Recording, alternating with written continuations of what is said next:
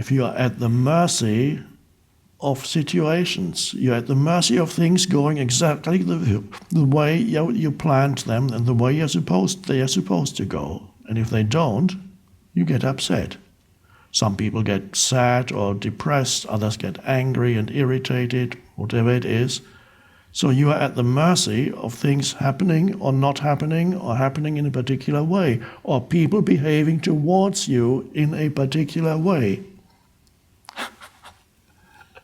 So you're always at the mercy of stuff happening or not happening. And if you are more deeply connected with the presence, that is the source of satisfaction in your life. Every other source of satisfaction is kind of fake, pseudo, not the real thing. Presence, that arising presence, is the source of satisfaction. The primary source of satisfaction in your life. Yes, there are secondary sources of satisfaction, of course. An apple pie. You have a nice swim, feels good. You go for a hike. You have sex. You have a drink. You even achieve something. You learn to master a certain skill.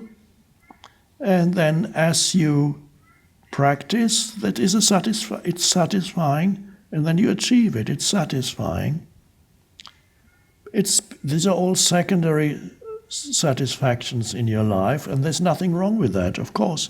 And if you meet a long-lost friend, suddenly oh, it's great to meet you, it's so wonderful. Of course, there is a satisfaction in that, but they are all secondary satisfactions. The main source of satisfaction is the presence.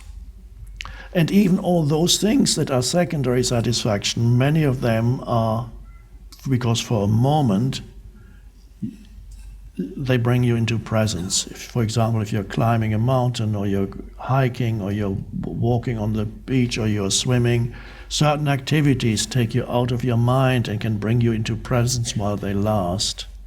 And you feel so good. And you think it's caused by the activity, but it's caused by the fact that all the habitual torturous thinking subsided, and you're suddenly completely there. That was so good, that swim, that hike, that whatever it was so good. Okay, why? Well, it was good because, were you thinking? No.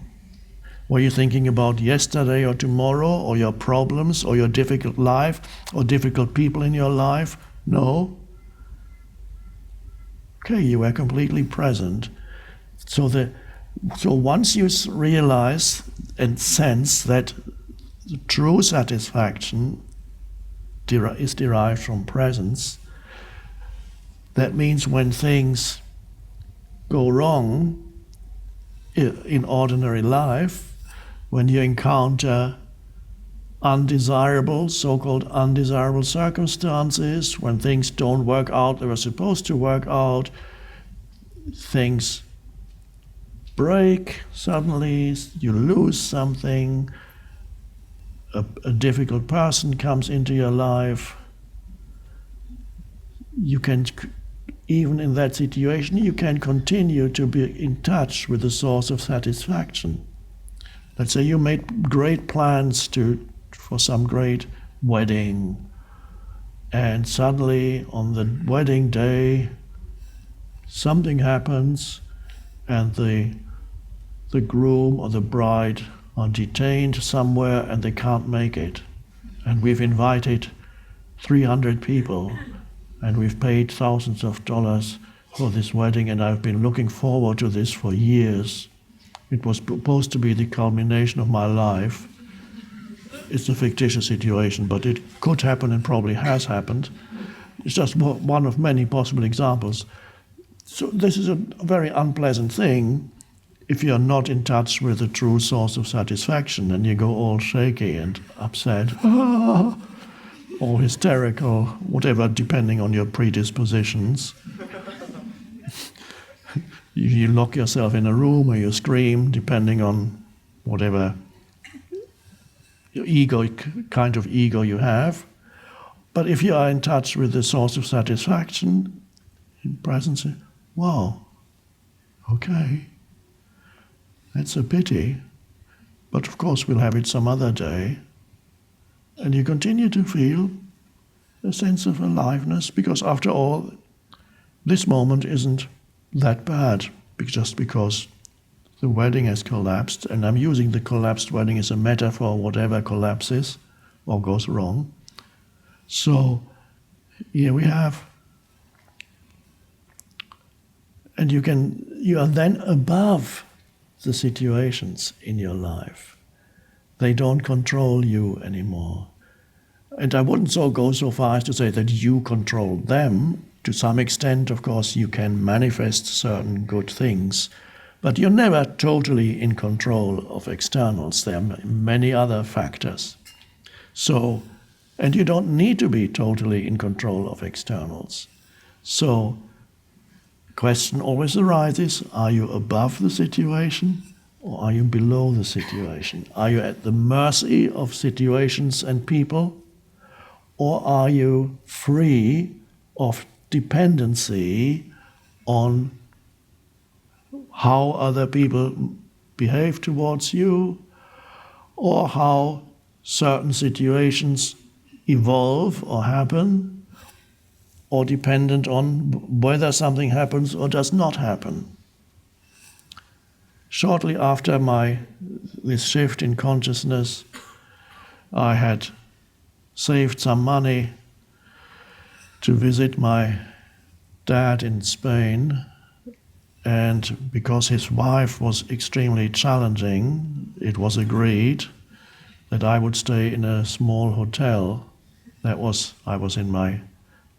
about 30 years old. So I was looking forward, of course, to I lived in England, going to a sunny southern Spain, spending 10 days there, and my dad booked for me a place. He didn't have any money at that time. Well, he had some money, but I think not enough to book a great room for me. So he made a booking, but he hadn't looked at the hotel or the room. And when I arrived, the hotel was by the sea. So I imagined a view of the beautiful blue Mediterranean Sea. And when I got there and I looked out the window, there was a brick wall. It was facing away from the sea, and there was a kind of cliff, and there was just a brick wall and a little bit of sky. And so I stood there and looked at the brick wall, and suddenly I felt incredibly peaceful. And I suddenly realized it doesn't matter at all whether I have a sea view or a brick wall. Why didn't it matter? Because there was a flow of satisfaction coming from within. If it had been my choice, I would have said, I prefer a sea view to a wall view.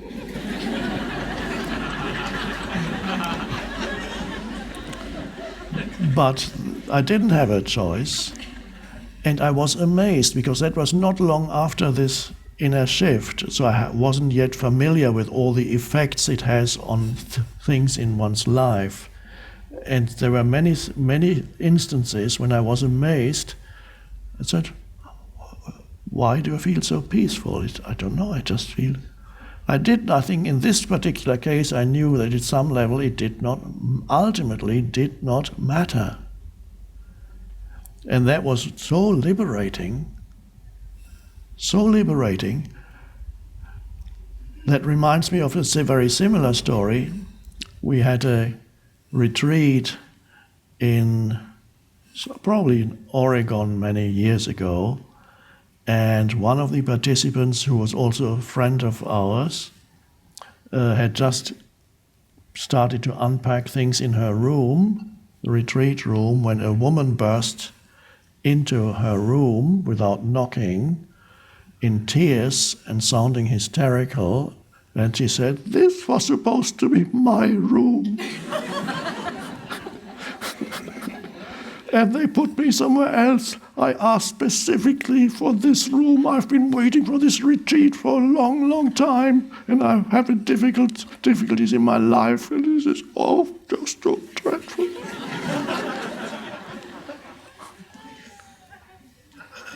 And our friend, without even giving it a single thought, said, "You can have it. I'll move into yours." And the woman's, "Really? No. Do you mean that? Oh my God, oh wonderful, thank you so much. I'm so happy."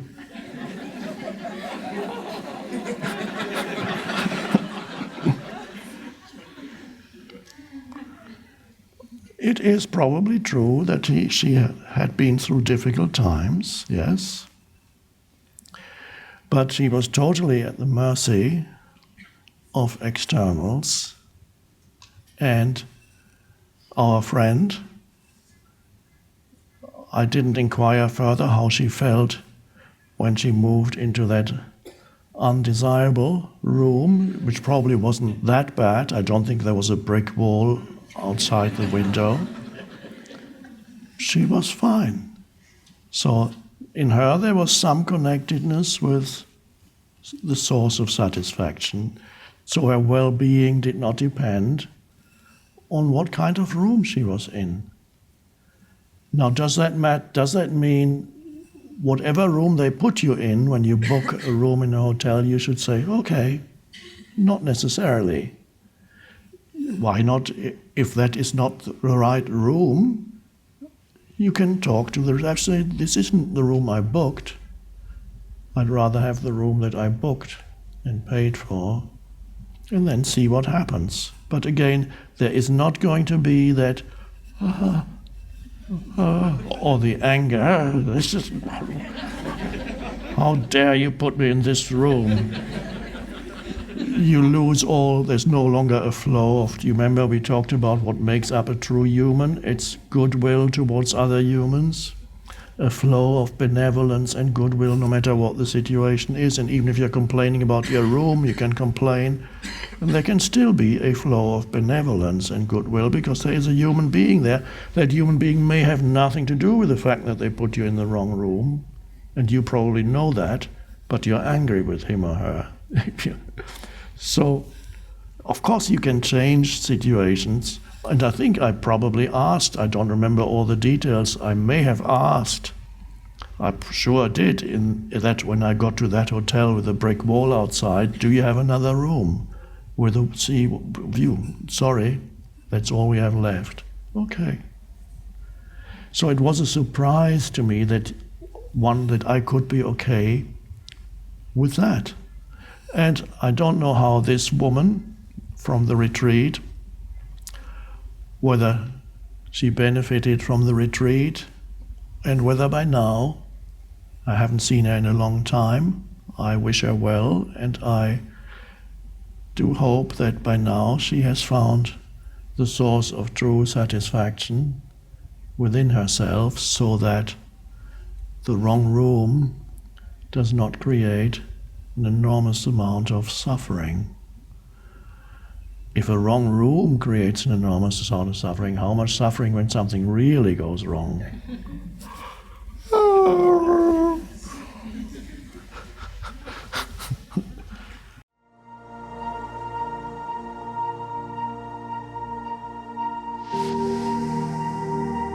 This mind-made sense of self is also much more focused on the negative than the positive. To be free, you awaken to who you are beyond your history and your life situation.